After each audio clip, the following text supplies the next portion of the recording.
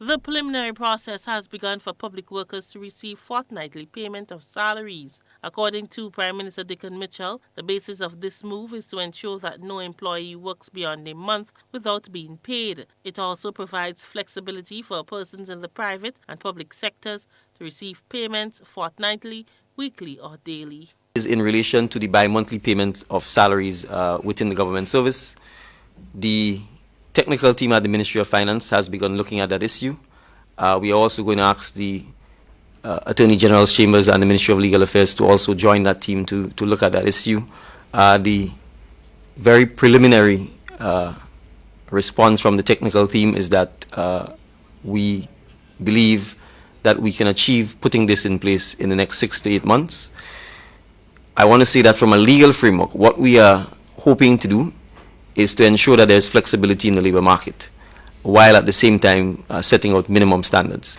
But from a government perspective, we want to be able to move the time frame by which government employees are paid from monthly to bi-monthly, because as we indicated, we certainly think that will help employees in particular with cash flow and managing their financial affairs.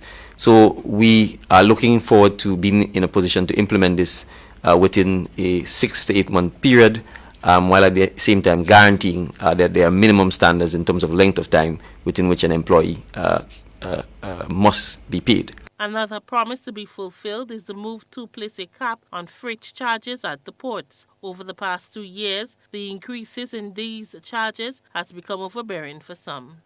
The second issue that we have begun technical work on is the question of whether we can implement within a reasonable time a cap on the freight costs, because freight has in fact gone up significantly. In some cases it's doubled since the onset of COVID-19, with the challenges faced logistically, the challenges faced with transportation, and obviously the Russian-Ukraine war has not improved the situation. So the technical team is carrying out that work. We expect that we should have a report next week.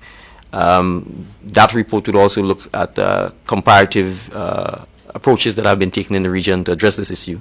And once we get the report, Cabinet will obviously be considering it, and we will come back to the public as to the approach we will take.